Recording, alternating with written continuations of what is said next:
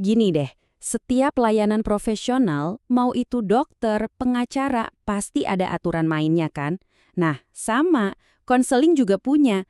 Tapi aturan ini bukan buat ngekang, justru sebaliknya. Ini dibuat untuk melindungi dan memberdayakan kita. Pasti pernah kepikiran kan? Wajar banget kok kalau kita penasaran atau bahkan sedikit khawatir soal gimana sih proses konseling itu. Nah, prinsip-prinsip yang mau kita bahas inilah jawabannya. Inilah yang jadi jaminan kalau ruang itu aman. Jadi, apa sih asas itu? Anggap saja ini semacam cetak biru atau jaring pengaman dalam sebuah sesi konseling. Ini adalah fondasi yang bikin semuanya berjalan benar dan aman buat kita sebagai klien. Oke, ini dia peta jalan kita. Kita bakal kelompokkan ke-12 prinsip ini ke beberapa bagian, mulai dari soal kepercayaan sampai tujuan akhirnya, yaitu kemandirian kita. Yuk, kita mulai dari yang paling fundamental. Ini adalah prinsip-prinsip yang jadi dasar rasa aman dan percaya buat siapapun yang datang ke konselor. Nah, ini dia 3 pilar utamanya. Tanpa ketiganya, wah susah deh proses konseling mau jalan. Ini adalah fondasi dari segalanya. Tapi, di antara 3 pilar tadi, ada satu yang statusnya spesial. Satu yang jadi kunci dari segalanya. Bisa dibilang, inilah jantung dari hubungan konseling itu sendiri. Artinya apa? Simple banget. Apapun yang Anda ceritakan di dalam ruangan itu, ya sudah, berhenti di situ. Titik. Nggak akan bocor kemana-mana. Ini yang bikin kita nggak takut lagi buat cerita apa adanya. Tentu aja, kerahasiaan itu nggak bisa sendirian. Dia butuh 2 sahabatnya. Pertama, kesukarelaan, artinya Anda datang atas mau sendiri, bukan karena dipaksa. Kedua, keterbukaan, di mana Anda dan konselor sama-sama mau jujur. 3 serangkai inilah yang bikin fondasinya super kokoh. Oke, ruang amannya udah siap. Terus gimana? Gimana caranya obrolan bisa berubah jadi tindakan nyata? Nah, disinilah prinsip-prinsip berikutnya bekerja sebagai mesin penggeraknya. 3 asas inilah yang jadi motornya, yang memastikan sesi konseling itu nggak cuma diem di tempat, tapi benar-benar bergerak maju menuju perubahan. Jadi fokusnya itu di sini dan saat ini. Apa yang lagi Anda rasain sekarang, itulah yang dibahas. Bukan masalah dari 10 tahun lalu atau kekhawatiran yang belum tentu terjadi. Bantuan itu diberikan untuk masalah yang ada di depan mata. Nah, analogi ini pas banget. Artinya, konseling itu bukan proses pasif. Anda itu sopirnya, yang pegang setir.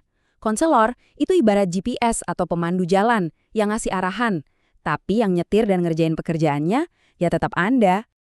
Dan ini penting banget, yang dikejar itu progres, bukan kesempurnaan. Inilah asas kedinamisan. Prosesnya itu soal bergerak maju, sedikit demi sedikit, tapi ada perubahan positif dalam cara pikir dan perilaku Anda. Terus, mungkin ada yang bertanya apa bedanya konseling sama curhat ke teman baik.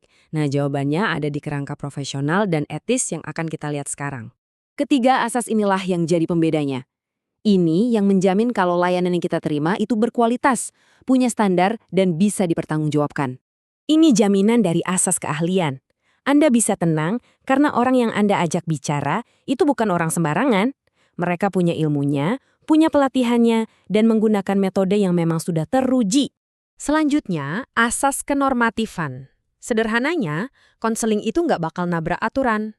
Baik itu aturan hukum negara, norma budaya, apalagi kode etik profesi, semuanya berjalan dalam koridor yang benar.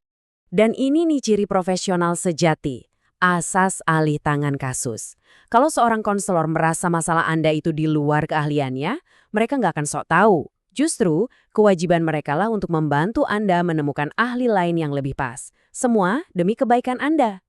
Oke, kita udah lihat fondasi kepercayaannya, mesin perubahannya, dan bingkai profesionalnya. Sekarang pertanyaannya, semua ini buat apa sih?